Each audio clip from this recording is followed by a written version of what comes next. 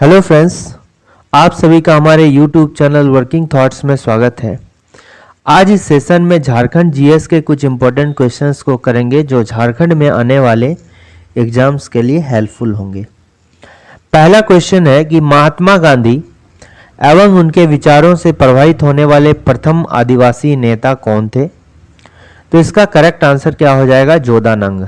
ठीक है, जोधानंग जो है ये मणिपुर से बिलोंग करते थे और ये जो है एक राजनीतिक और आध्यात्मिक नेता थे। इनका संबंध जो है मणिपुर की एक जनजाति है, क्या? रोंगमेई नागा। ठीक है, रोंगमेई नागा ये क्या है? एक मणिपुर की जनजाति थी, उन्हीं समुदाय से ये जो है आते थे। ठीक है, इनके द्वारा एक आंदोलन चलाया गया था, इसका नाम क्या है? हेराका आंदोलन। और हेराका आंदोलन जो है बेसिकली नागा जाति और समाज में जो ईसाई धर्म का प्रभाव पड़ रहा था उसी के खिलाफ था। ठीक है, ईसाई धर्म के प्रभाव को जो है रोकने के लिए जोधानंग के द्वारा जो है हेराका आंदोलन चलाया गया था। इनके द्वारा जो है एक रिपेन नाम का जो है सेना, ठीक है, रिपेन नामक सेना बनाया गया था और वो जो है नागा जनजातियों को इसमें जो है भाग लेने के लिए आमंत्रित किया, जिससे जो है ब्रिटिश सरकार, जो ब्रिटिश अधिकारी थे, काफ़ी नाराज हो गए थे क्योंकि ये उनके अगेंस्ट में था और उनको जो है इसी कारण से क्या दे दिया गया? फांसी दे दिया गया। और फांसी कब दिया जाता है जोधानंद को? ये 1931 में जो है इनको फांसी दे दिया जाता है। ठीक है, तो इसका correct answer option number B होगा। ये देखिए, रानी गाइदिन लियू, ये भी इंपॉर्टेंट है क्योंकि रानी गाइदिन लियू जो है ये चचेरी बहन होती है किसकी? जोधानंद की। ठीक है, जोधानंद की। और ये रानी गाइदिन लियू जो है ये भी जो ईसाई धर्म का प्रभाव पड़ रहा था उसके खिलाफ थी। ठीक है, रानी गाइदिन लियू भी जो है ये जो नागा जनजाति में जो ईसाई धर्म का प्रभाव पड़ रहा था ये भी जो है उसके काफी खिलाफ थी। इसीलिए ये क्या करती है कि जो जोधानंग के द्वारा अभियान चलाया जा रहा था उसको आगे बढ़ाने का काम करती है। ठीक है, और फिर से ये भी जेल चली जाती है और जेल में इसकी मुलाकात किससे होती है? जवाहरलाल नेहरू से। और जवाहरलाल नेहरू जो है इनको आजाद कराने का वादा करते हैं। ठीक है, और यही इन्हीं सब काम से प्रेरित होकर इनको जो है रानी की उपाधि दी जाती है। रानी की उपाधि जो है दी जाती है किसको? इसको। इसलिए ये दोनों इंपॉर्टेंट है। नेक्स्ट क्वेश्चन है, इनमें से फ्रंटियर गांधी किसे कहा जाता है? तो फ्रंटियर गांधी जो है किसे कहा जाता है? खान अब्दुल गफ्फार खान को। इसका उपनाम जो है, दूसरा नाम, यानी इसे जो है बच्चा खान के नाम से भी जाना जाता है। क्या? बच्चा खान। ठीक है, इसको जो है बच्चा खान के नाम से भी जाना जाता है। ये भी जो है यानी कि खान अब्दुल गफ्फार खान जो है महात्मा गांधी के जो है बहुत बड़े प्रशंसक थे, इसलिए ये महात्मा गांधी के चलाए गए रास्तों पर चलते थे। ये जो है अहिंसा का प्रचार करते थे और उनका जो है पालन करते थे। अहिंसा का प्रचार एवं पालन बहुत ज्यादा करते थे, पालन करते थे, क्योंकि ये गांधी जी के जो है बहुत बड़े प्रशंसक थे। इसी कारण से ये जो है गांधीवादी सिद्धांतों में चलते थे, गांधीवादी सिद्धांतों पे चलते थे। ठीक है, पर इनका काफी विश्वास था। देखिए, अब जो है इनके द्वारा जो एक 1929 में क्या किया गया? एक आंदोलन की स्थापना की गई। उस आंदोलन का नाम क्या? खुदाई खिदमतगार। खुदाई खिदमत खिदमतगार, खिदमतगार, खिदमतकार, खिदमत मतलब क्या होता है? सेवा करना, ठीक है। तो ये क्या हो गया? भगवान की सेवा। खुदाई मतलब हो गया भगवान और खिदमत मतलब हो गया सेवा। तो इसका मीनिंग क्या है? भगवान की सेवा, ठीक है। तो खुदाई खिदमतगार नाम से जो है 1929 में ये क्या बनाया गया? एक आंदोलन चलाया गया, ठीक है। ये भी पॉइंट इंपॉर्टेंट है। इनको जो है भारत का सर्वोच्च नागरिक सम्मान भारत रत्न भी प्राप्त है, भारत रत्न भी मिला है। और कब मिला है? 1987 मिला है। 1987 में जो है इनको भारत रत्न मिला है। और भारत के पहले, ये जो है भारत के पहले गैर, ठीक है, भारतीय, भारत के पहले नहीं, इसे है कि ये पहले गैर भारतीय है जिनको, ठीक है, ये जो है मिला है। भारत के मत दीजिए यहां पर। ये जो है पहले गैर भारतीय हैं जिनको ये अवार्ड मिला है, भारत रत्न, ठीक है। तो क्वेश्चन आ सकता है कि भारत रत्न प्राप्त करने वाले पहले गैर भारतीय कौन है? तो खान अब्दुल गफ्फार खान है। तो 1987 में इनको जो है भारत का सर्वोच्च नागरिक सम्मान जो है भारत रत्न मिला। अब फिर इसके बाद 1988 में क्या होता है कि पेशावर, जो कि कहां? पाकिस्तान में होता है, ठीक है, पाकिस्तान में होता है, वहां पर इनकी मृत्यु हो जाती है। और इनको जो है अफगानिस्तान, ठीक में, अफगानिस्तान में इनका घर होता है, वहां पर इनको जो है दफनाया जाता है, ठीक है, दफनाया जाता है। ये इंपॉर्टेंट पॉइंट है, ठीक है। मौलाना अबुल कलाम आजाद, मौलाना अबुल कलाम आजाद जो है ये सबसे लंबे समय तक जो है राष्ट्रीय कांग्रेस अधिवेशन के अध्यक्ष रहे हैं, ठीक है। सबसे लंबा अध्यक्ष का जो है इनका सबसे लंबा कार्यकाल मौलाना अबुल कलाम आजाद का रहा है, ठीक है। नेक्स्ट है कि कांग्रेस ने पूर्ण स्वराज की घोषणा सबसे पहले कहां की थी? तो इसका करेक्ट आंसर होगा लाहौर अधिवेशन। और लाहौर अधिवेशन जो है 19 दिसंबर 1929 को जो है हुआ था। और यहीं पर कांग्रेस ने जो है पूर्ण स्वराज की घोषणा की थी, ठीक है। अब देखिए कि जवाहरलाल नेहरू दिसंबर 1920 में लाहौर शहर में अपने वार्षिक अधिवेशन में भारतीय राष्ट्रीय कांग्रेस अधिवेशन अध्यक्ष चुने गए, ठीक है। और यहीं पर जो है जो लाहौर अधिवेशन होता है, इसी में जो है जवाहरलाल नेहरू को जो है जवाहरलाल नेहरू जो है राष्ट्रीय कांग्रेस अधिवेशन, ठीक है, भारतीय राष्ट्रीय कांग्रेस अधिवेशन के जो है अध्यक्ष चुने जाते हैं। कांग्रेस अधिवेशन अध्यक्ष, इनको जो है अध्यक्ष चुना गया। किस अधिवेशन में? इसी लाहौर अधिवेशन में जो है, ठीक है, लाहौर अधिवेशन में।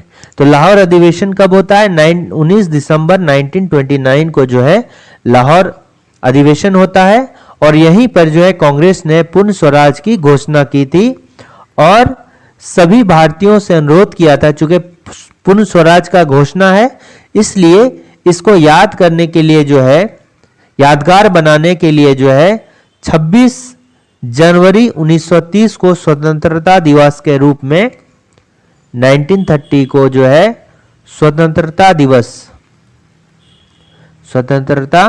दिवस मनाने की घोषणा की गई, मनाने की घोषणा होती है गई, क्योंकि पूर्ण स्वराज मिलने के कारण, ठीक है। ये उस समय की ही बात है, 26 जनवरी 1930 को जो है जब पूर्ण स्वराज का घोषणा होता है तो सभी भारतीयों से ये रिक्वेस्ट किया जाता है कि 26 जनवरी 1930 को आप स्वतंत्रता दिवस मनाना चाहिए आपको। ठीक है, नेक्स्ट क्वेश्चन है कि रोलेक एक्ट लाने का प्रयोजन क्या था। तो रोलेक एक्ट जो है 1919 में लाया गया था और ये जो है ब्रिटिश गवर्नमेंट के द्वारा जो है 1918 में रोलेक आयोग की सिफारिशों के आधार पर तैयार किया गया था। देखिए जो रोलेक एक्ट है, रोलेक एक्ट है ये कब 1919 में, ठीक है, ब्रिटिश अधिकारियों द्वारा। और ये जो है रोलेट आयोग की जो 1918 में जो है रोलेट आयोग की सिफारिशों पर, रोलेट आयोग की सिफारिश पर जो है ये एक्ट लाया गया। ठीक है, इस एक्ट को जो है, जो रोलेट एक्ट है, रोलेट एक्ट है, इसको जो है काला कानून भी कहा जाता है। काला कानून, ठीक है, इसको जो है काला कानून भी कहा जाता है। इसका मकसद क्या है कि भारतीयों की जो अभिव्यक्ति है और आज़ादी है उसके अधिकार से जो है उनको वंचित करना था और राष्ट्रीय एवं क्रांतिकारी गतिविधियों पर जो है रोक लगाना था। तो इसका करेक्ट आंसर क्या हो जाएगा, भूमि सुधार, राष्ट्र एवं क्रांतिकारी गतिविधियों पर रोक लगाना, बैलेंस ऑफ ट्रेड को ठीक करना, द्वितीय विश्व युद्ध के बंदी होते। इसका करेक्ट आंसर होगा कि राष्ट्र एवं क्रांतिकारी गतिविधियों पर जो है रोक लगाना था। ठीक है, तो रोलेट एक्ट को भारत के इतिहास का जो है क्या कहा जाता है, काला कानून कहा जाता है। इस कानून की शोषणकारी प्रकृति के कारण इसे बिना वकील, बिना दलील और बिना अपील का कानून कहा जाता है। ठीक है, कि जब भी ये रोलेट एक्ट किसी के ऊपर लगा दिया गया तो उसमें ना तो वकील होगा, ना कोई दलील होगा, ना कोई अपील होगा, उसको डायरेक्ट अरेस्ट कर लिया जाएगा। ठीक है, बिना मुकदमा के जो है जेल भेजने की अनुमति इसमें होती थी। केवल देशद्रोह के शक के आधार पर ही बिना वारंट की भारतीयों की गिरफ्तारी की जा सकती थी इसके अकॉर्डिंग। यानी इसमें कोई भी मतलब किसी तरह का वारंट नहीं चाहिए, कुछ भी नहीं, केवल शक के आधार पर ही जो है किसी भी व्यक्ति को इसमें अरेस्ट कर लिया जाता था। ठीक है, तो इसी कानून का जो विरोध किसके द्वारा किया जाता है, गांधी जी के द्वारा।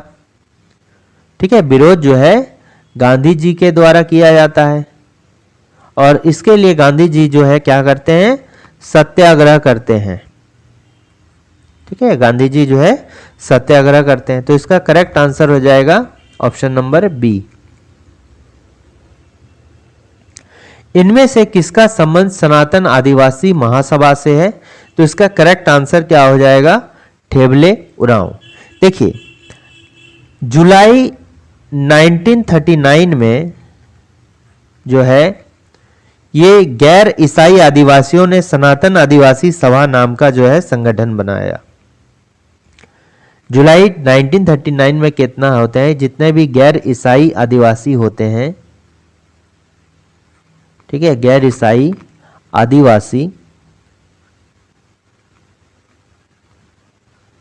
ठीक है, उनके द्वारा जो है क्या, सनातन आदिवासी महासभा, सनातन आदिवासी महासभा, ठीक है, द्वारा। तो ये सनातन आदिवासी महासभा का जो बनाया गया था संगठन, ये कब, जुलाई 1939 में बनाया गया था और ये गैर ईसाई आदिवासियों के द्वारा जो है बनाया गया था। इस संगठन की शुरुआत इसलिए हुई थी क्योंकि ईसाई आदिवासी जो है गैर ईसाई आदिवासी को उपेक्षित करते थे और उसका शोषण कर रहे थे।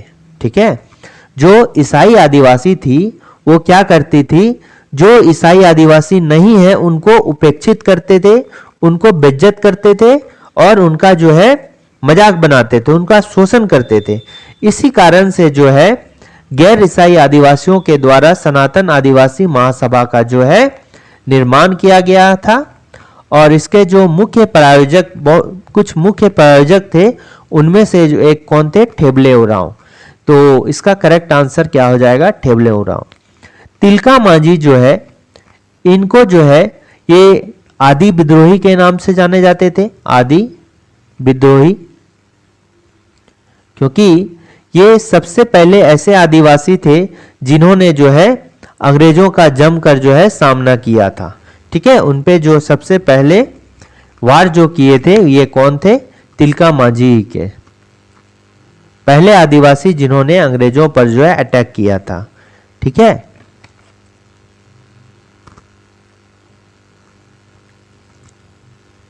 तो इसका करेक्ट आंसर क्या हो जाएगा,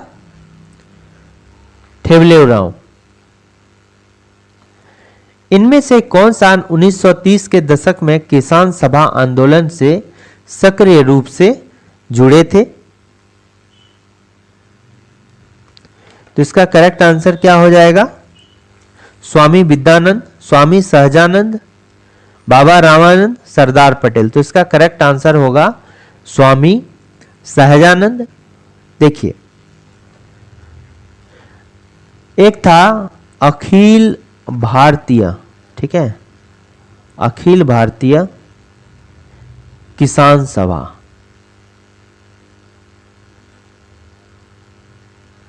तो अखिल भारतीय किसान सभा यानी ऑल इंडिया जो है, अखिल भारतीय ऑल इंडिया,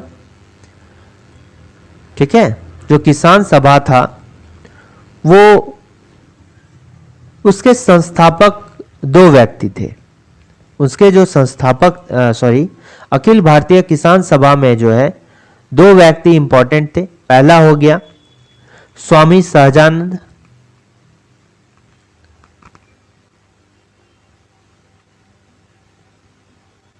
ठीक है, इनको जो अखिल भारतीय किसान सभा का जो है क्या बनाया गया, अध्यक्ष बनाया गया। ये जो है अखिल भारतीय किसान सभा क्या करता था, पूरे देश में जो किसान से रिलेटेड प्रॉब्लम था उनको देखता था। तो इनको अध्यक्ष बनाया गया और जो महासचिव बनाया गया था वो कौन थे, ये एनजी रंगा, एनजी रंगा, ये क्या थे, महासचिव थे। ठीक है, और ये कहां से बिलोंग करते थे, ये जो है एनजी रंगा, ये आंध्र में जो है, आंध्र प्रदेश वाले इलाके में जो है, आंध्र में ये क्या थे, जो किसान आंदोलन थे, किसान आंदोलन के प्रणेता, यानी जो किसान आंदोलन संबंधित विषयों को उठाते थे, ये प्रणेता थे और कृषि समस्या के विद्वान थे एवं कृषि समस्या के विद्वान, कृषि समस्या के विद्वान।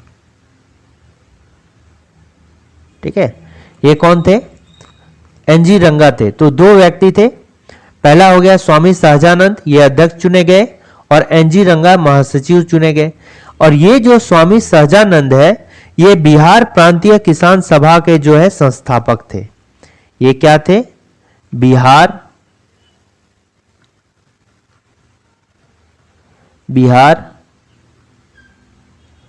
प्रांतीय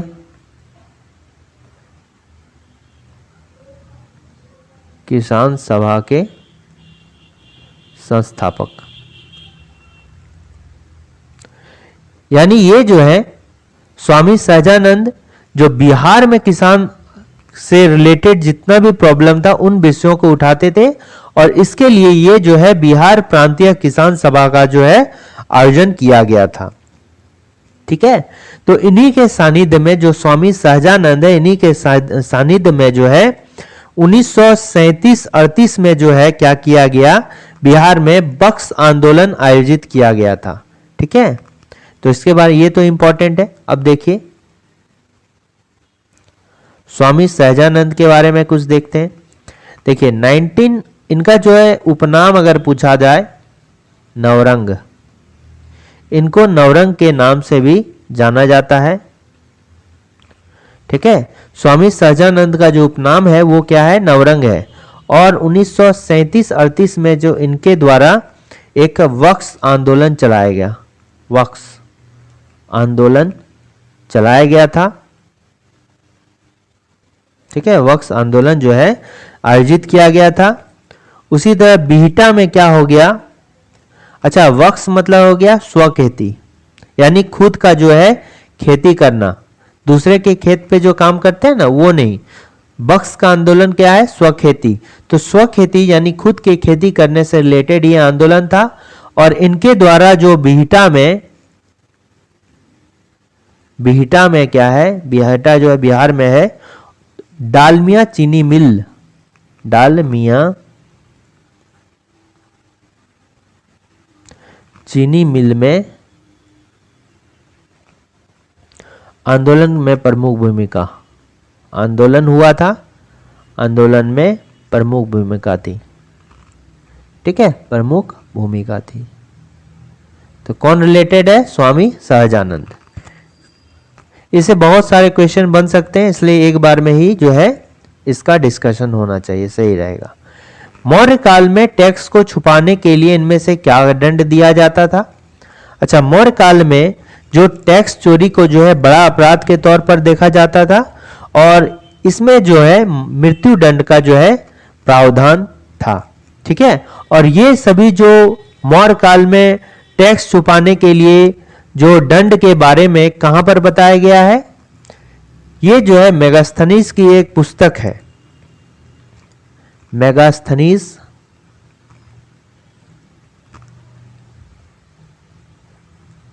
की पुस्तक किसमें, इंडिका में, ठीक है। इंडिका में यह बात जो है, इंडिका में जो है ये मौर्य काल में टैक्स के बारे में जो इसमें वर्णन से दिया गया है और इसमें बताया गया है कि जो टैक्स चोरी होता था ये उस काल में बहुत बड़े अपराध के तौर पर देखा जाता था और उसमें जो है मृत्यु दंड उनको दिया जाता था। अच्छा, इसमें यह भी बताया गया है जो कर वसूलने के लिए जो एक पद दिया जाता है उसको क्या बोलते हैं, लवणाध्यक्ष, लवणाध्यक्ष। मौर्य काल की बात की जा रही है, तो लवणाध्यक्ष जो है कर वसूलने के लिए, कर वसूल करने के लिए पद होता था, यानी कि लवणाध्यक्ष जो है जो कर वसूल करता था उसको क्या बोला जाता था, लवणाध्यक्ष, ठीक है। और इसमें बहुत सारे कर के भी प्रकार को बताया गया है, जैसे हिरण्य कर, मतलब नकदी कर जो लेते हैं उसको क्या बोला जाता है, हिरण्य कर। जो उपहार दिया जाता है उसको क्या बोला जाता है, प्रणाय कर, ठीक है। और ये आपातकालीन समय में राज्य के द्वारा जो है लगाया जाता था। अच्छा, मौर्य काल में जो है ब्राह्मण, महिलाओं, बच्चों एवं राजा के लोगों को कर से मुक्त कर दिया गया था। ये भी इंपॉर्टेंट है, जो मौर्य शासन था उसमें ब्राह्मण हो गया, महिलाओं हो गया, बच्चों हो गया और जो राजा के लोग होते थे उनको कर से जो है मुक्त रखा गया था। नेक्स्ट क्वेश्चन है कि भारत का वह कौन सा स्थान है जहां बंगाल की खाड़ी, ठीक है, अरब सागर तथा हिंद महासागर मिलता है, तो उसका क्या करना होगा, ऑप्शन नंबर ए कन्याकुमारी। और इसको जो है कैप कोमोरिन के नाम से भी जाना जाता है, कैप कोमोरिन के नाम से भी जाना जाता है, कैप कोमोरिन, ठीक है। तो कन्याकुमारी में ही बंगाल की खाड़ी मिलती है, अरब सागर मिलता है और हिंद महासागर मिलता है।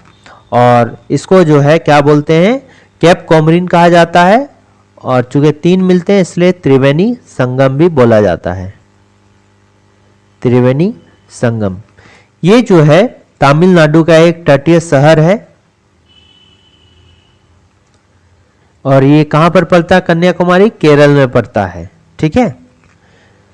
नेक्स्ट हो गया इंदिरा पॉइंट। इंदिरा पॉइंट क्या है, इंदिरा पॉइंट का अगर पुराना नाम तो इसको क्या, पैगमेलियन पॉइंट के नाम से भी जाना जाता था, पैगमेलियन, पैगमेलियन पॉइंट, ठीक है, ये पुराना नाम है। इंदिरा पॉइंट का जो पुराना नाम है ये क्या है, पैगमेलियन पॉइंट। तो ये क्या होता है कि ये जो है भारत का सबसे दक्षिणी बिंदु है, यानी कि दक्षिण के क्षेत्र में जो सबसे लास्ट पॉइंट है वो क्या है, इंदिरा पॉइंट कहलाता है। और ये अंडमान और निकोबार के निकोबार जिले में स्थित है। ठीक है, भारत का, ये भी जानना जरूरी है, भारत का सबसे दक्षिणी बिंदु, दक्षिणी बिंदु। और ये कहां पर है,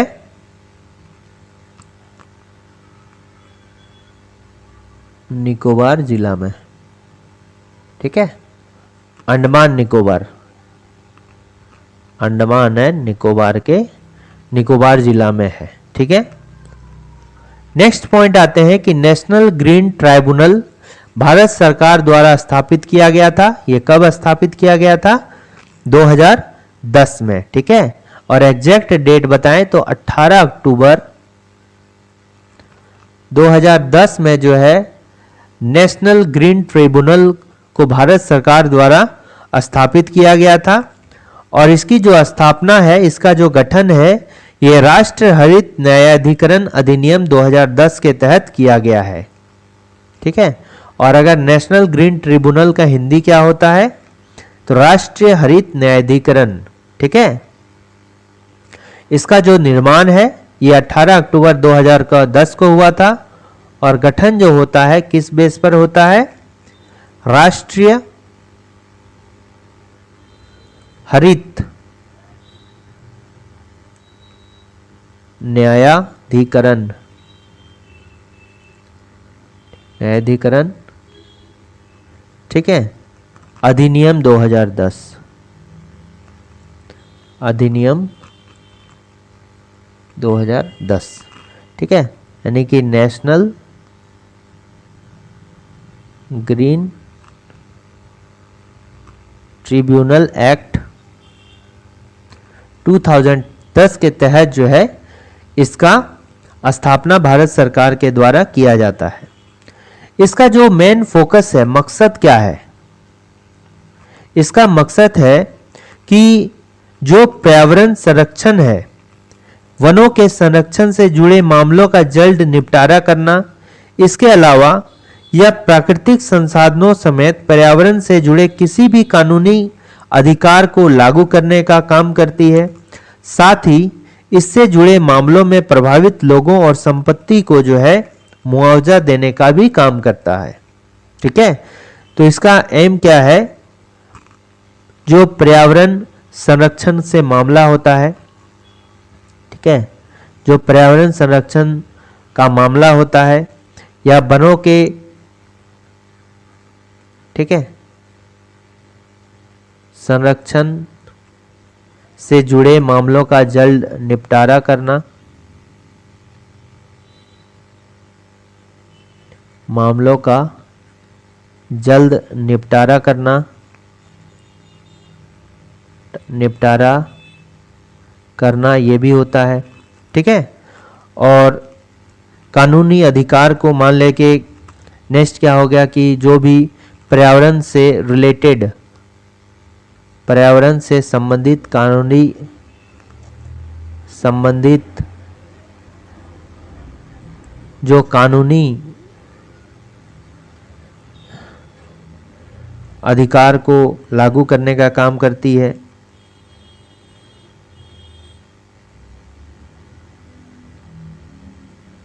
संबंधित कानूनी अधिकार को लागू करना, ठीक है, ये भी इसका जो है काम है। तथा जो साथ में इससे जो पर्यावरण से जो भी जुड़ा मामला है उससे अगर कोई लोग प्रभावित है तो उसको मुआवजा देना, ठीक है, लोगों को मुआवजा देना,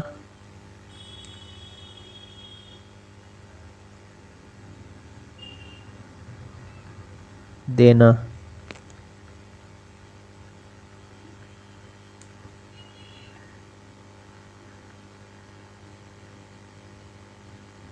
ठीक है, ये भी इसका काम है। तो जितना भी पर्यावरण से रिलेटेड काम होता है वो कौन करता है, नेशनल ग्रीन ट्राइब्यूनल भारत सरकार की तरफ से। ठीक है, अब देखिए इसका जो हेडक्वार्टर है ये कहां पर है? इसका हेडक्वार्टर नई दिल्ली में होता है। और एनजीटी का अध्यक्ष कौन हो सकता है? एनजीटी का अध्यक्ष जो है ये सेवानिवृत्त जो न्यायाधीश हो सकते हैं, या तो वो सर्वोच्च न्यायालय के न्यायाधीश हो या फिर उच्च न्यायालय के न्यायाधीश हो। तो अध्यक्ष कौन होगा? ये एक सेवानिवृत्त न्यायाधीश ही होगा। और एनजीटी के लिए अनिवार्य है कि जो भी उसके पास पर्यावरण संबंधी मामले आते हैं उसका निपटारा जो है 6 महीने के अंदर में हो जाए। ठीक है, यह अनिवार्य है। जो पर्यावरण संबंधित मामला है, संबंधित मामलों के निपटारा जो है का निपटारा जो है 6 महीना के अंदर हो जाना चाहिए। ठीक है, तो इसका करेक्ट आंसर 2010 होगा। नेक्स्ट आते हैं, आपको कमेंट करके बताना है कि अभी जो है नेशनल ग्रीन ट्राइब्यूनल है उसका अध्यक्ष कौन है। ठीक है, नेक्स्ट क्वेश्चन है कि संथाल परगना को अति प्राचीन काल में क्या कहा जाता है? ये जो जितने भी क्वेश्चंस देख रहे हैं ये जेपीएससी के पीटी में पूछे गए क्वेश्चन है। ठीक है, तो संथाल परगना को अति प्राचीन काल में क्या कहा जाता था? तो इसका करेक्ट आंसर हो जाएगा नरीखंड। ठीक है, नरीखंड के नाम से जाना जाता है। ये जो है कांगजंगला है, इसको बौद्ध साहित्य में जो संथाल परगना का उल्लेख है ये कांगजंगला नाम से है। ठीक है, जो बौद्ध साहित्य है, बौद्ध साहित्य के मुताबिक इस क्षेत्र को कांगजंगला कहा जाता था। बौद्ध साहित्य में संथाल परगना। ठीक है, तो बौद्ध साहित्य में जो है संथाल परगना को कांगजंगला के नाम से जाना जाता था। ठीक है, और अंग्रेज जो है इसी क्षेत्र को जंगल तराई के क्षेत्र से नाम से जानते थे, जंगल तराई। ठीक है, संथाल परगना को जंगल तराई किसके द्वारा? अंग्रेजों द्वारा कहा जाता था। ठीक है, ये संथाल परगना को कहा जाता था।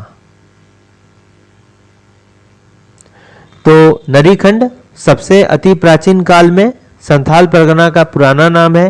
बौद्ध साहित्य में इसको संथाल परगना को कांगजंगला के नाम से जाते थे और अंग्रेजों द्वारा जो है संथाल परगना को जंगल तराई के नाम से जाना जाता था। ठीक है, नेक्स्ट है साफा होड़ आंदोलन किस आदिवासी समुदाय से संबंधित है?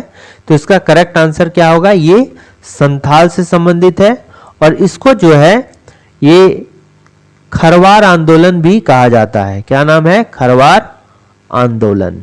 ठीक है, और खरवार आंदोलन जो है ये 1874 में स्टार्ट होता है। ठीक है, 1874 में इसकी शुरुआत होती है और किसके द्वारा होती है? भागीरथ मांझी के द्वारा, भागीरथ मांझी। और भागीरथ मांझी को जो है बाबा जी के नाम से भी जाना जाता है, बाबा जी। ठीक है, इनको जो है बाबा जी भी कहा जाता है और इनका जो जन्म होता है ये कहां पर? गोड्डा जिला के तलडीहा गांव में। इनका जो बर्थ होता है ये कहां पर होता है? तलडीहा गांव में। कहां पर? किस जिला का? गोड्डा जिला का।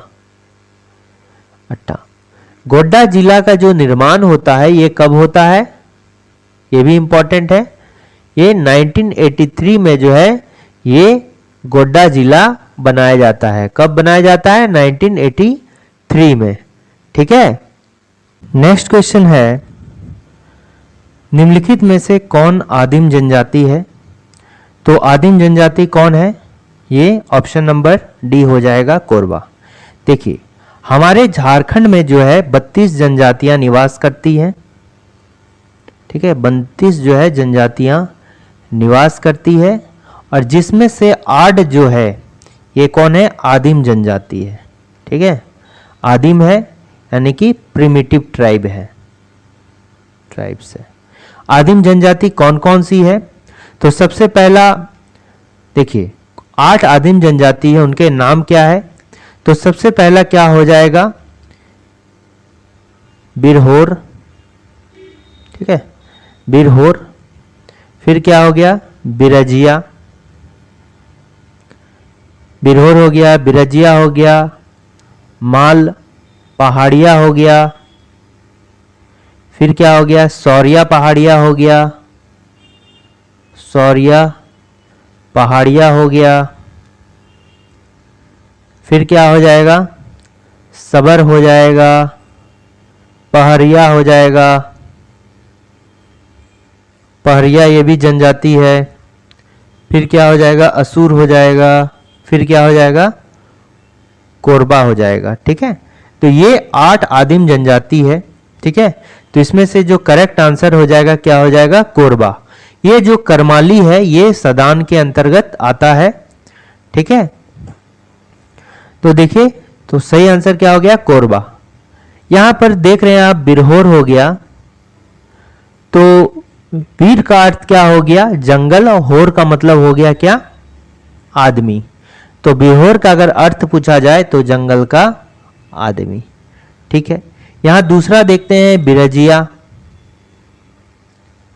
तो बिरजिया का अर्थ क्या है? वीर का अर्थ क्या हो गया? जंगल, और जिया का अर्थ हो गया मछली, जंगल की मछली। यह पूछा जा सकता है कि बिरहोर का मतलब क्या है, बिरजिया का मतलब क्या है? वीर होर। ठीक है, तो मतलब हो गया जंगल की का आदमी, विरजिया मतलब हो गया जंगल की मछली। तो वीर मतलब क्या हो गया? जंगल हो गया। ठीक है, और ये जो 8 आदिम जनजाति होते हैं, अगर प्रजातीय दृष्टि से देखा जाए, प्रजातीय दृष्टि से देखा जाए तो ये किस में आते हैं? प्रोटो ऑस्ट्रोलाइड में आते हैं। ठीक है, प्रोटो ऑस्ट्रोलाइड, ऑस्ट्रोलाइड। तो प्रोटो ऑस्ट्रोलाइड में ये आते हैं प्रजातीय दृष्टि से। ठीक है, नेक्स्ट देखते हैं कि अंडी और ओपोरतिपी नाम से प्रचलित विवाह किस आदिवासी समुदाय से संबंधित है?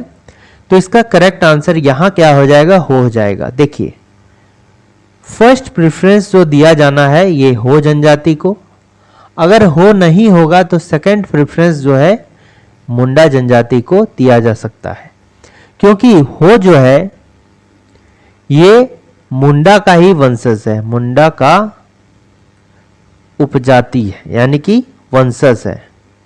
हो जो है ये मुंडाओं का ही वंशज है, जो कि कोल्हान क्षेत्र में निवास करती है, यानी सिंहभूम वाले क्षेत्र में निवास करता है। ठीक है, इसमें जो है हो जनजाति में 5 प्रकार के विवाह प्रचलित हैं।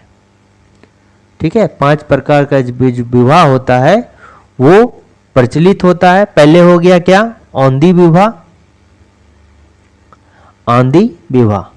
तो आंधी विवाह जो होता है एक टाइप का अरेंज मैरिज होता है, अरेंज्ड मैरिज होता है, जो कि एक मध्यस्थ के माध्यम से फाइनल होता है।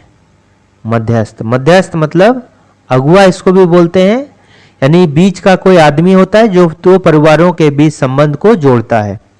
तो जब अरेंज मैरिज है तो इसमें वधू मूल्य भी लिया जा सकेगा। अरेंज मैरिज में वधू मूल्य का जो है प्रचलन होता है। तो वधू मूल्य में क्या बोलते हैं? यहां पर हो जनजाति में वधू मूल्य को गोनोंग कहा जाता है, या सिंपली जो है पौन कहा जाता है। ठीक है, ये तो पहला टाइप हो गया। दूसरा क्या हो गया? एक हो गया दीकू। ठीक है, दीकू, औंधी विवाह।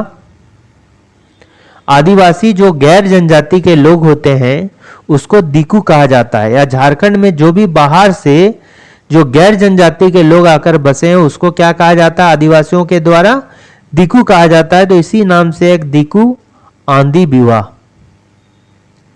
ठीक है, ये जो है हो जनजाति में प्रचलित है, और ये जो विवाह किया जाता है हो समाज से बाहर किया जाता है। ठीक है, हो समाज से बाहर ये किया जाता है। जनरली हो जनजाति को जो है सबसे शिक्षित जनजाति के तौर पर देखा जाता है, इसलिए ऐसा माना जाता है कि जो दीकू आंधी विवाह है ये शिक्षित लोगों का विवाह होता है। जो जनजाति में शिक्षित होते हैं वो ये विवाह करते हैं। ठीक ठीक है, यहां तक समझ में आ गया। इसके बारे में और एक दो पॉइंट लिख देते हैं। तो दिकु आंधी विवाह में क्या होता है, ठीक है, एक तो ये हिंदू पुरोहित के द्वारा संपन्न कराया जाता है, हिंदू पुरोहित द्वारा जो है इसको संपन्न कराया जाता है, ठीक है, और ये आर्थिक रूप से सक्षम लोगों के द्वारा ये विवाह किया जाता है, आर्थिक रूप से सक्षम जो लोग होते हैं वो लोग दिकु आंधी विवाह करते हैं। ये तो हो गया। तीसरा क्या हो गया, ओपोर तिपी विवाह, ओपोर तिपी विवाह। इसको जो है हरण विवाह भी कहा जाता है, हरण विवाह भी कहा जाता है। इसमें क्या किया जाता है कि वर के द्वारा जो है वधू का हरण करके जो है विवाह किया जाता है। तो इसको जो है हो जनजाति में ओपोर तिपी विवाह करते हैं। फिर एक हो गया राजी खुशी विवाह। ये नाम से ही पता चलता है कि वर वधू के बीच में राजी खुशी से ये विवाह किया जाता है। और पांचवा जो इंपॉर्टेंट विवाह है ये क्या हो गया, अनादर विवाह, ठीक है। और ये जो आदि विवाह है, आंधी विवाह को ही कभी कभी अंडी विवाह के नाम से ही जाना जाता है, ठीक है। दूसरा हो गया अनादर विवाह। तो अनादर विवाह जो है ये क्या है, हट विवाह है, हट विवाह का टाइप है। तो इसमें क्या होता है हट विवाह में कि वधू जो है जोर जबरदस्ती से ससुराल में जाके यानी कि वर के घर में जाकर रहती है और वहां पर सास ससुर की जो है सेवा करती है, ठीक है। तो इसको क्या बोलते हैं, हट विवाह करते हैं। और हो जनजाति में इसको अनादर विवाह के नाम से जाना जाता है। तो अंडी विवाह और ओपोतिपी विवाह किससे संबंधित है, हो जनजाति से। नेक्स्ट क्वेश्चन आते हैं कि महुआ टांड़ अभयारण्य झारखंड के किस जिले में स्थित है। तो महुआ टांड़ जो है अभयारण्य जो है देश का एकमात्र भेड़िया अभयारण्य है, देश का एकमात्र भेड़िया अभयारण्य, ठीक है, भेड़िया अभयारण्य है। और ये कहां पर है, ये महुआ टांड़ गांव है। महुआ टांड़ जो है एक गांव है और ये कहां पर पड़ता है, लातेहार जिला में। लातेहार जो है जिला वहां पर पड़ता है।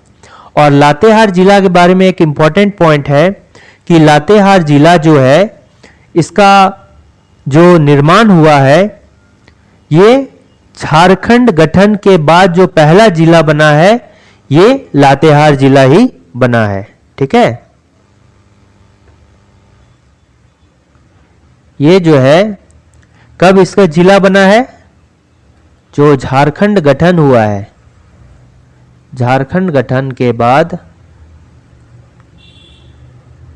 पहला जिला, ठीक है, जिला निर्माण हुआ है। ये कौन हुआ है, लातेहार जिला। कब, 4 अक्टूबर 2001 को, ठीक है, 4 अक्टूबर 2001 को जो है लातेहार जिला का निर्माण किया। इसके बाद जो है जामताड़ा का निर्माण किया गया है। तो ये तो अलग बात रहा। हम बात कर रहे थे महुआ टांड़ से रिलेटेड। तो महुआ टांड़ गांव जो है ये लातेहार जिला में पड़ता है, ठीक है। और यह बेतला राष्ट्रीय उद्यान का जो है हिस्सा है। ये जो महुआ टांड़ अभयारण्य है ये बेतला राष्ट्रीय उद्यान का हिस्सा है। इसको जो है 1976 में वन्य जीव अभयारण्य घोषित किया गया था, ठीक है। इसको कब घोषित किया गया था, 1976 में जो है वन्य जीव अभयारण्य घोषित किया गया था। और ये जो गांव है महुआ टांड़ गांव, ये कहां पर पड़ता है, जो नेशनल हाईवे है 143B पर स्थित है। NH 143B पर स्थित है ये गांव, नेशनल हाईवे 143B पर स्थित है। यह अभयारण्य महुआ टांड़ के चेचारी घाटी में स्थित है, ठीक है। कहां पर स्थित है, चेचारी घाटी में। यह जो वन्य जीव अभयारण्य है महुआ टांड़ अभयारण्य, ये महुआ टांड़ के चेचारी घाटी में स्थित है। अगर इसका एरिया का बात किया जाए कि एरिया कितना फैला हुआ है, तो 63.256 स्क्वायर किलोमीटर, ठीक है, 63.256 स्क्वायर किलोमीटर। और इसका जो मैनेजमेंट का काम करता है, प्रबंधन का काम करता है, ये कौन करता है? ये पलामू टाइगर रिजर्व के निदेशक के अधीन है। प्रबंधन जो है किसके अधीन है? पलामू टाइगर रिजर्व के निदेशक के अधीन।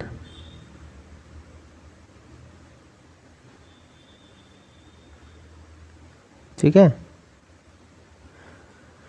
ठीक है। तो ये कहां पर है? ये लातेहार जिला में पड़ता है। ठीक है। नेक्स्ट है कि अंजन धाम जो है झारखंड के किस जिले में स्थित है? तो अंजन धाम कहाँ है? ये गुमला जिला में है। ठीक है, अंजन धाम कहाँ पर है? गुमला जिला में है। और यहां पर जो है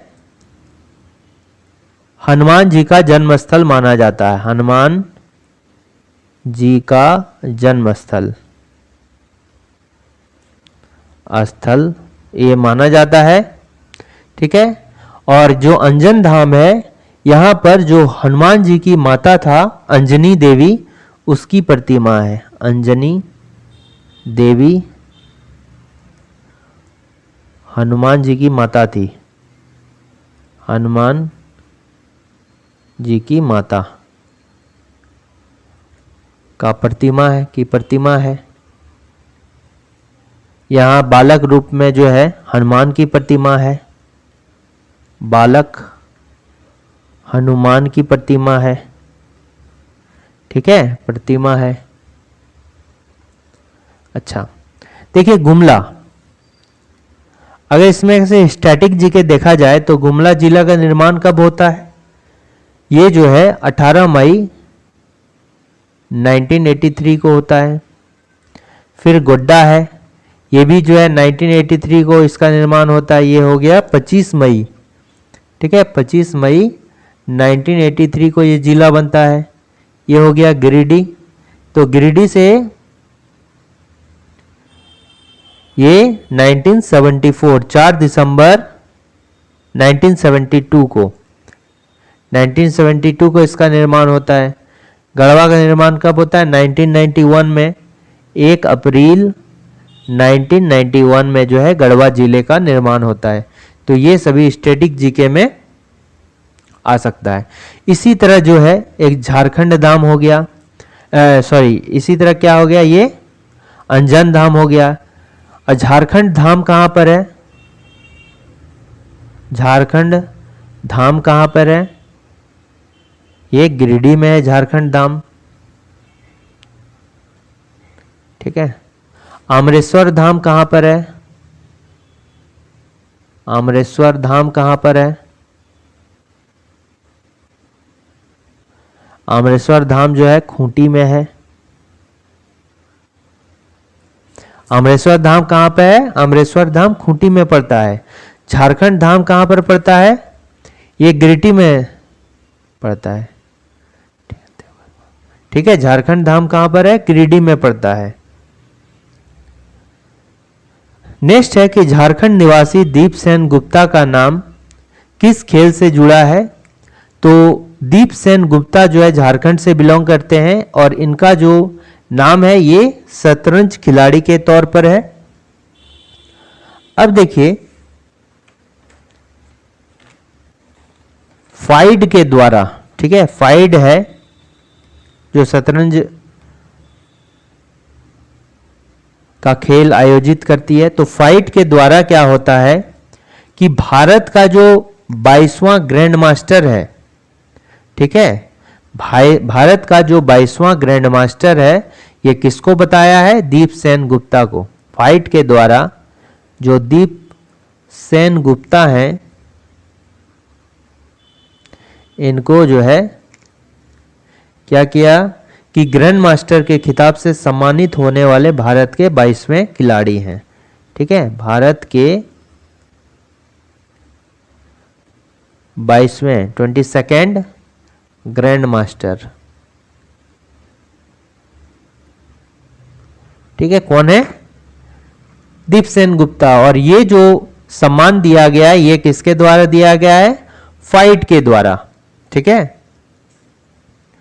और अगर दीपसेन गुप्ता के बारे में बात करें तो ये oil natural and gas corporation limited में जो है वर्क करते हैं, वर्किंग। ये दीपसेन गुप्ता कहां पर काम करते हैं? ओएनजीसी में काम करते हैं। नेक्स्ट है कि अभी हाल में ही झारखंड के 12वीं मुख्यमंत्री का नाम क्या है? चंपई सोरेन। और 11वीं जो इससे पहले थे ये कौन है? हेमंत सोरेन जी, हेमंत सोरेन, ठीक है। और चंपई सोरेन ये जो है कहां से? झारखंड मुक्ति मोर्चा,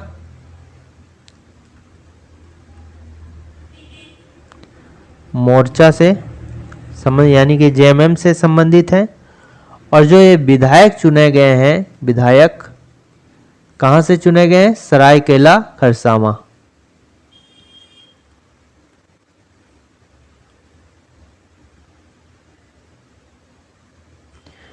और ये भी जो जिला बना है सरायकेला खरसावां, ये कब बना है? 30 अप्रैल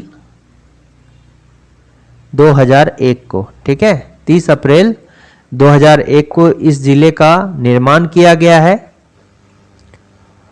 और ये जो है ये भी झारखंड गठन के बाद हुआ है, झारखंड गठन के बाद।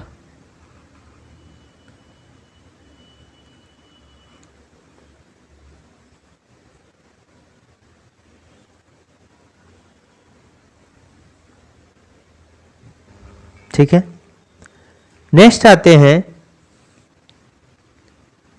कि नागवंशी शासक राजा दुर्जन साल 1628 में मुगल सम्राट जहांगीर को वार्षिक कर देना स्वीकार किया था। वार्षिक कर की राशि कितनी थी? देखिए, एक है जहांगीर की आत्मकथा, जहांगीर की आत्मकथा तुजुके जहांगीरी।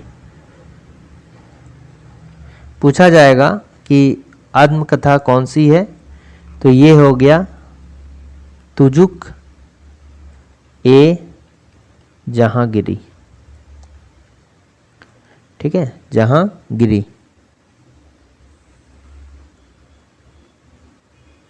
तुजुके जहांगीरी। इस आत्मकथा में छोटा नागपुर क्षेत्र से जो है सोने की प्राप्ति का उल्लेख है। यहाँ की जो छोटा नागपुर की नदियों से जो है हीरे प्राप्ति का भी उल्लेख है। तो ये सभी बातें जो है उल्लेख किया गया है तुजुके जहांगीरी में, ठीक है। जब जहांगीर को पता चला कि छोटा नागपुर वाले एरिया में जो नदी से हीरे की प्राप्ति होता है, इसी कारण से वो यहाँ पर अपना आधिपत्य जमाना चाहता था। इसीलिए उसने क्या किया कि 1615 ईस्वी में किसको भेजता है? इब्राहिम खां को, ठीक है। इसको जो है बिहार का सूबेदार नियुक्त किया गया 1615 में। बिहार का सूबेदार जो है नियुक्त किया गया। ये इब्राहिम खां क्या करता है कि छोटा नागपुर वाले एरिया में जो है कब्जा कर लेता है, ठीक है। अपने अधिकार में इस क्षेत्र को ले लेता है, ठीक है। और उस समय जो उस क्षेत्र को कोकरा के नाम से जाना जाता था, कोकरा यानी कि झारखंड या छोटा नागपुर का क्षेत्र, ठीक है। कोकरा को अधिकार में लिया, ठीक है। कोकरा को जो है छोटा नागपुर क्षेत्र को इब्राहिम खां के द्वारा अपने अधिकार में ले लेता है। और उस समय जो यहाँ पर नागवंशी शासक होता है कौन? दुर्जन साल। और उसको जो है मुगलों की अधीनता स्वीकार करने के लिए कहता है, क्योंकि जहांगीर जो है मुगल साम्राज्य से था और इसलिए जो है इब्राहिम खां कहता है कि मुगलों की आप अधीनता स्वीकार कर लिए। लेकिन जो नागवंशी शासक दुर्जन साल होता है वो क्या करता है? उनके बातों को नहीं मानता है। तो इब्राहिम खां के द्वारा जो है दुर्जन साल को गिरफ्तार कर लिया जाता है और 12 वर्षों के लिए, ठीक है, 12 वर्षों तक जो है इसको कहां पर, ग्वालियर जेल में, ये भी इंपॉर्टेंट है, किस जेल में, ग्वालियर, मध्य प्रदेश में ग्वालियर आता है, ग्वालियर जेल में इसको डाल दिया जाता है 12 वर्षों तक, ठीक है। और एक समय ऐसा आता है कि 1627, लगभग 1627 ईस्वी में क्या होता है कि जहांगीर के दरबार में जो एक हीरे की असलियत को लेकर जो है विवाद हो गया, ठीक है, विवाद हो गया। अब इस विवाद को सुलझाने के लिए जहांगीर जो है किसको बुलाता है, दुर्जन साल को बुलाता है, क्योंकि दुर्जन साल जो है हीरे का सबसे बड़ा पारखी था, ठीक है, ऐसा जाना जाता है कि दुर्जन साल हीरे का सबसे बड़ा पारखी था, वो असली हीरे को पहचानता था। तो जब उसको बुलाया गया तो क्या हुआ कि उसने इस विवाद को सुलझा दिया। तो जहांगीर क्या करता है कि इस कारण से बहुत खुश होता है और उसको जो है जेल से रिहा कर देता है और साथ में खुश होकर जो है दुर्जन साल को एक उपाधि, ठीक है, उपाधि जो है दिया जाता है, किसके द्वारा, जहांगीर के द्वारा। ये उपाधि कौन सा था, शाह की उपाधि, ठीक है, ये याद रखना कि शाह की उपाधि जो दिया जाता है किसके द्वारा दिया जाता है, जहांगीर के द्वारा। किसको दिया जाता है, दुर्जन साल को दिया जाता है, ठीक है। और उसको जो है इनका राज्य वापस कर देता है दुर्जन साल को, लेकिन उसके बदले में टैक्स कितना, 6,000 रुपया वार्षिक कर जो है देने पर जो है जहांगीर उसको वापस कर देता उसका राज्य, ठीक है। तो ऑप्शन नंबर 6,000 होगा। अच्छा, इसमें और एक क्वेश्चन बन सकता है कि इब्राहिम खां जो कि बिहार का सूबेदार था, वो जब इस एरिया को अपने कब्जे में लेता है तो जहांगीर क्या होता है, बहुत खुश हो जाता है और इब्राहिम खां को जो है ये इसको भी एक उपाधि प्रदान किया जाता है। उसको नाम क्या है, इसको कमेंट करना है कि उस उपाधि को का नाम क्या है, ठीक है, आप कमेंट कीजिए अगर आता है तो। नेक्स्ट हो गया कि मुंडा मानकी शासन व्यवस्था को किस अंग्रेज पदाधिकारी ने जो है मंजूरी दिया था।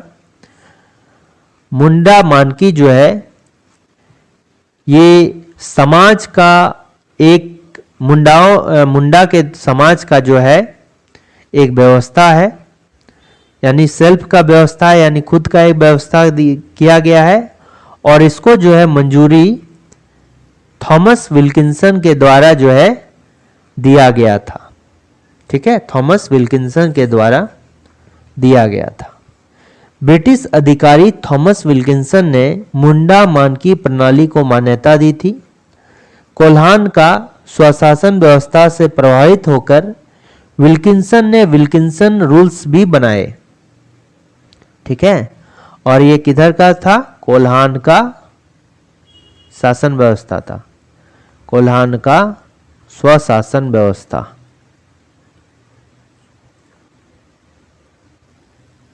ठीक है, मुंडा मानकी व्यवस्था, मुंडा मानकी व्यवस्था जो था ये कोल्हान का स्वशासन व्यवस्था था।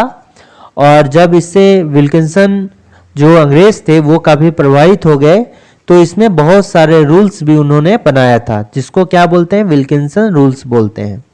इसके तहत जो है आज भी मुंडा मानकी को कोल्हान पुरावाट में जमीन हस्तांतरण पर रोक का अधिकार है, ठीक है। जो ये रूल है, ये व्यवस्था है, इसके अंतर्गत आज भी जो है कोल्हान का क्षेत्र बोलिए या पोरहाट वाला क्षेत्र बोलिए, उसमें जो जमीन का हस्तांतरण किया जाता है उस पर रोक का अधिकार है मुंडा मानकी को, ठीक है। तो इसका करेक्ट आंसर क्या होगा, थॉमस विल्किंसन, जिसने जंगल को साफ किया और खेती के लिए तैयार किया। देखिए, एक होता है जंगल झाड़ को साफ किए, ठीक है, और साफ करके जो वहाँ का कचरा उसको जला दिए और उस एरिया को क्या करता है, खेती योग्य बनाता है। तो इस टाइप के खेती को क्या बोलते हैं, झूम खेती बोलते हैं। ठीक है। और उस जमीन को क्या बोलते हैं, भूइयार जमीन, भूइयार जमीन। ठीक है। और जिसके द्वारा जो है ऐसा किया जाता है, जंगल को साफ किया जाता है और खेती के लिए तैयार किया जाता है, उस परिवार को क्या बोलते हैं, भूइहारस, भूइहारस। यानी option number A correct answer होगा। ठीक है। नेक्स्ट क्या हो गया कि झारखंड के सदान, सदान जो है ये क्या है, जो मूर गैर जनजाति के लोग हैं। ठीक है। मूल गैर जनजाति को जो है झारखंड में सदान कहा जाता है। सदान को आदिवासियों द्वारा जो है दिकू भी कहा जाता है, जो झारखंड में बाहर से आकर बसे हुए लोग हैं। ठीक है। तो इनका जो मुख्य व्यवसाय होता है ये क्या होता है, खेती करना होता है, कृषि करना होता है। ये जो है मूलतः जो भाषा का उपयोग करते हैं सदान, इसको सदानी बोलते हैं भाषा, या फिर सादरी भाषा बोलते हैं। ठीक है। इसमें बेसिकली 4 टाइप का लैंग्वेज आता है। एक तो हो गया खोटा, नागपुरी, पंचपरगनिया,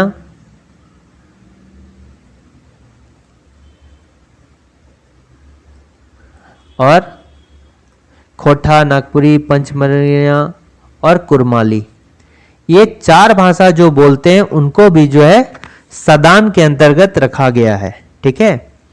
और अगर प्रजातीय दृष्टि से देखें तो सदान कौन से हैं, आर्य हैं। प्रजातीय दृष्टि से जो है सदान जो है क्या है, आर्य हैं। ठीक है, आर्य हैं प्रजातीय दृष्टि से। लेकिन अगर धार्मिक दृष्टि से बोला जाए, लेकिन धार्मिक दृष्टि से क्या है, हिंदू है। सदान जो है क्या है, हिंदू है धार्मिक दृष्टि से। लेकिन प्रजातीय दृष्टि से क्या है, सदान क्या है, आर्य है। ठीक है। अब देखिए कुछ सदान के लिस्ट देखते हैं, कौन कौन सी जनजाति सदान में आती है। सबसे पहले हो गया क्या, सदान में जो है बिरजिया आ गया। देखिए बिरजिया जो है ये आदिम जनजाति में भी आता है और सदान में भी आता है। तो बिरजिया का अर्थ क्या होता है, जंगल की मछली। तो बिरजिया जनजाति सदान में भी आती है। फिर क्या हो गया, किसान हो गया, ये एक जनजाति है जो कि सदान में आती है। फिर क्या हो गया, लोहरा हो गया। ठीक है। फिर क्या हो गया, महली हो गया, लोहरा हो गया, महली हो गया। फिर क्या हो गया, करमाली हो गया। फिर गोड़ाइत हो गया, गोड़ाइत हो गया। और ये क्या हो गया, चीक बड़ाइक हो गया।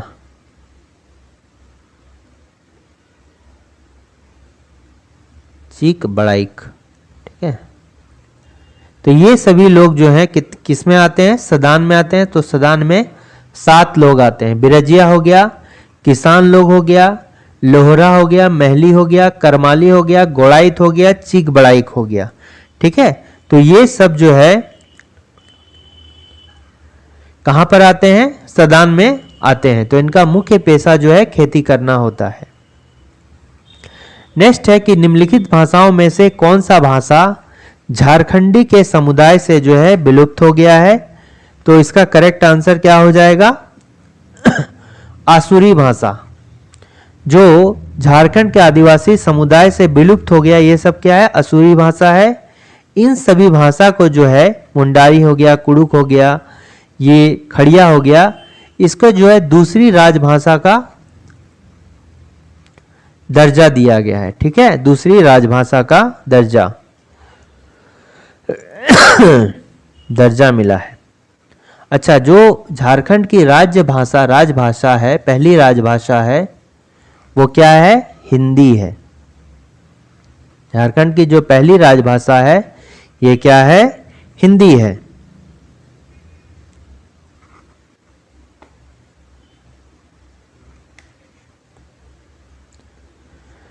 झारखंड के स्वतंत्रता सेनानियों में प्रथम शहीद होने का गौरव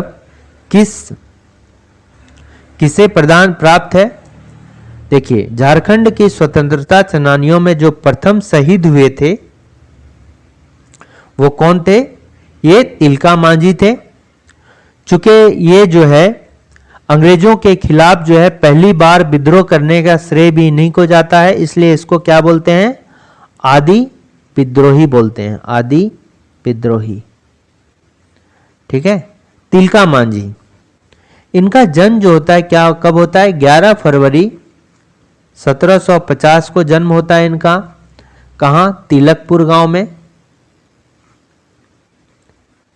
तिलकपुर गांव कहां पड़ता है? सुल्तानगंज के पास पड़ता है, भागलपुर। ठीक है, भागलपुर में। और इनको जो है जाबरा पहाड़िया के नाम से ही जाना जाता है, जाबरा पहाड़िया। देखिए, तो जाबरा पहाड़िया नाम से थोड़ा कंफ्यूजन हो गया कि ये पहाड़ियां है कि संथाल है, लेकिन बेसिकली ये क्या है? संथाल जनजाति से बिलोंग करते हैं। ठीक है, इनकी जो मृत्यु होती है ये कैसे? फांसी से होती है। ठीक है, इनको जो है बरगद के पेड़ में फांसी दिया जाता है। और कहां पर? भागलपुर तिलका चौक में, तिलका मांझी चौक के नाम से जाना जाता है। अभी जो है तिलका मांझी चौक के नाम से जाना जाता है। कहां पर? भागलपुर में है। ठीक है, देखिए, इनके द्वारा जो है इनकी ये जो है तिलका मांझी ये क्या थे? गुरिल्ला युद्ध में काफी माहिर थे। और इनकी हत्या जो है किसके द्वारा किया गया था? इनके द्वारा जो है एक अंग्रेज अधिकारी थे, क्लीवलैंड की हत्या। ठीक है, और इसी कारण से जो है क्लीवलैंड की हत्या का आरोप होने के कारण इनको फांसी का सजा दिया जाता है। ठीक है, और ये जो है गुरिल्ला युद्ध में काफी जो है, गुरिल्ला युद्ध मतलब छिप छिप कर जो युद्ध करता है, एक बार वार किया तीर धनुष से, एक बार चलाया अंग्रेज अधिकारी को या किसी को घायल करके छिप गया, फिर निकला अचानक से, फिर मारा, फिर छिप गया, तो इसी को कहते हैं गुरिल्ला युद्ध। तो इसमें जो ये काफी माहिर थे। ठीक है, और एक इंपॉर्टेंट पॉइंट है इनसे कि पहले जो है भागलपुर, ठीक है, विश्वविद्यालय, इनका नाम जो है चेंज करके क्या रख दिया गया? तिलका मांझी विश्वविद्यालय,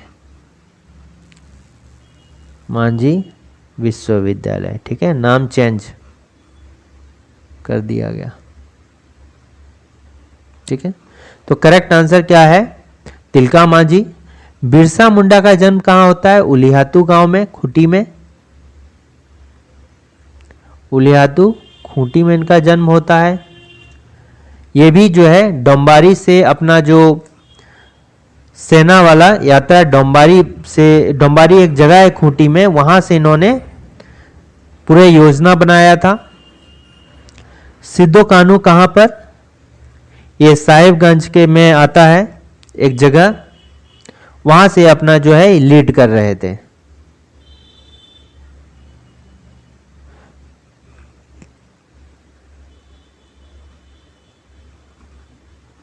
झारखंड में प्रथम परमवीर चक्र की उपाधि से गौरवान्वित किसे किया गया था? तो ये क्या है? अल्बर्ट एक्का को। ठीक है, अल्बर्ट एक्का ये जो है प्रथम बार जो है परमवीर चक्र की उपाधि से गौरवान्वित होने वाले जो है प्रथम कौन थे? अल्बर्ट एक्का थे। ठीक है,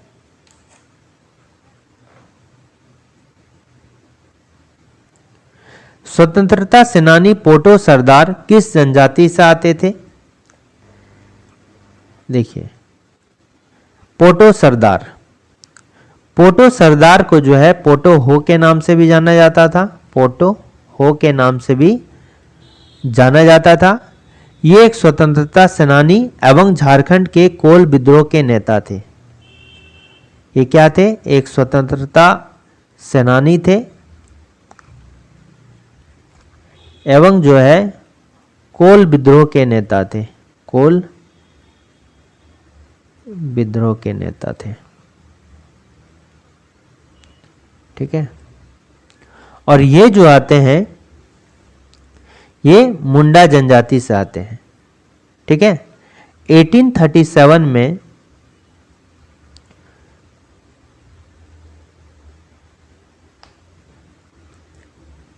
एक युद्ध हुआ था। ठीक है, 1837 में क्या होता है कि उन्होंने, जो पोटो हो थे, ब्रिटिश ईस्ट इंडिया कंपनी के खिलाफ विद्रोह में हो आदिवासियों का नेतृत्व किया था। हो आदिवासियों का नेतृत्व 1837 में, ठीक है, किया था। ठीक है, अब देखिए पूरा, अगर 18 नवंबर 1837 को क्या होता है कि एक सिंहभूम जिला में एक जगह होता है टोंटो ब्लॉक, टोंटो ब्लॉक, वहाँ पर जो है घाटी होता है सेरेंगसिया घाटी, घाटी, ये क्या होता है? सिंहभूम जिला।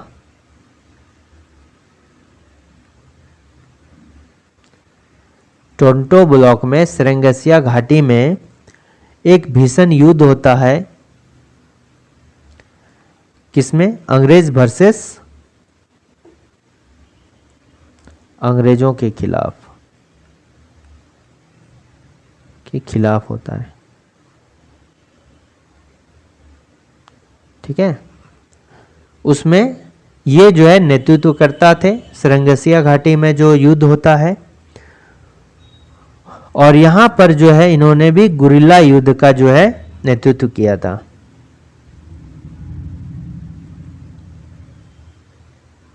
ठीक है, नेतृत्व किया था और अंत में इनको पकड़ा गया। टोटल जो है 7 लोग पकड़े जाते हैं और 7 को जो है फांसी दिया जाता है। ठीक है, किसमें? बरगद के पेड़ से।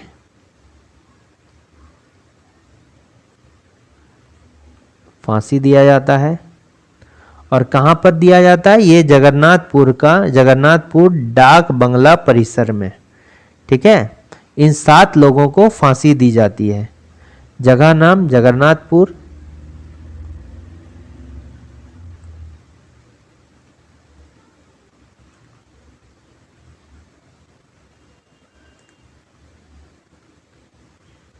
जो है फांसी दिया जाता है। ठीक है, और ये जो है मुंडा से बिलोंग करते हैं।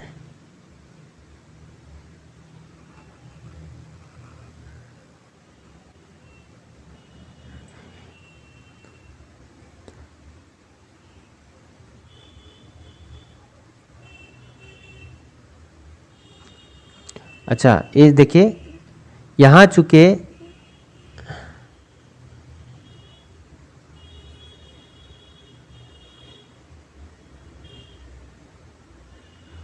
अच्छा ये भी बात रखिए कि ये जो है निवासी कहाँ के थे? यहाँ तो लड़ाई हुआ था, लेकिन ये जो पोटो हो निवासी थे, ये राजबासा गांव के निवासी, राजबासा गांव उसी इलाके में आता था, सिंहभूम वाले इलाके में। और ये कहाँ पर? जगन्नाथपुर के राजबासा गांव निवासी थे। अच्छा, यहाँ क्वेश्चन क्या, किस जनजाति से आते थे? तो ये जो है हो जनजाति से आते थे। ठीक है, इनका नाम जो है पोटो हो पड़ा है। अच्छा, हो जो है मुंडा जनजाति का ही है वंशज, इसलिए अगर पहला प्रेफरेंस हो दीजिए, अगर हो नहीं रहेगा तो फिर किस में देंगे, मुंडा में देंगे। ठीक है, तो ये 25 इंपॉर्टेंट क्वेश्चंस थे जो आने वाले एग्जाम्स के लिए हेल्पफुल होंगे। Thanks for watching working thoughts. अगर वीडियो अच्छा लगा तो लाइक शेयर और सब्सक्राइब करना ना भूलें।